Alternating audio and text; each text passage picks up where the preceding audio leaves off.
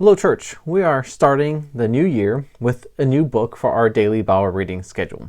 We are looking at the book of Exodus and looking at chapters 1 and 2, and the word of the day is escape.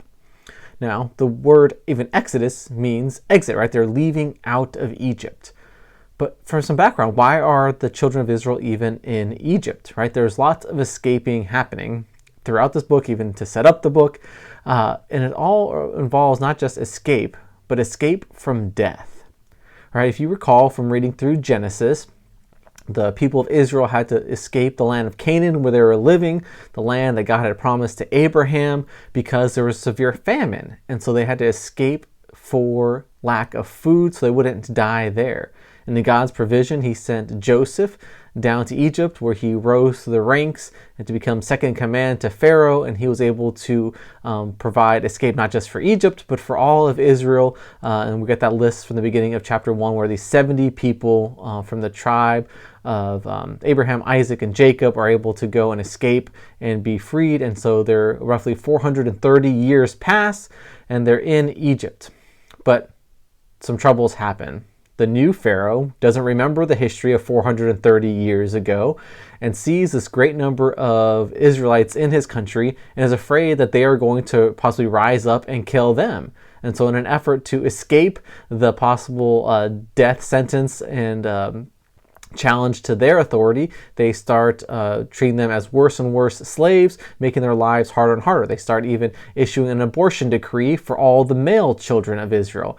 And that doesn't seem to be working. And so then even this child that was supposed to be killed and placed in the Nile as command of the Pharaoh, Moses, ends up escaping death on the river and gets put into the home of Pharaoh.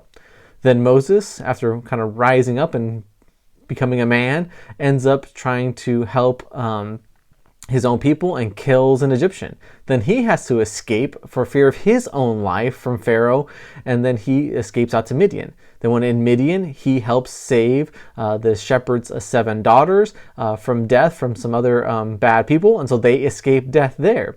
And then as Moses is there, it kind of describes as the status of Israel, that they're calling out for God to help. And chapter 2 ends with this kind of promise that God heard their cry and God knew their suffering. So his plan for their escape from the death that could come to them in Egypt is going to be put into effect. So a lot to get us started here into 2021.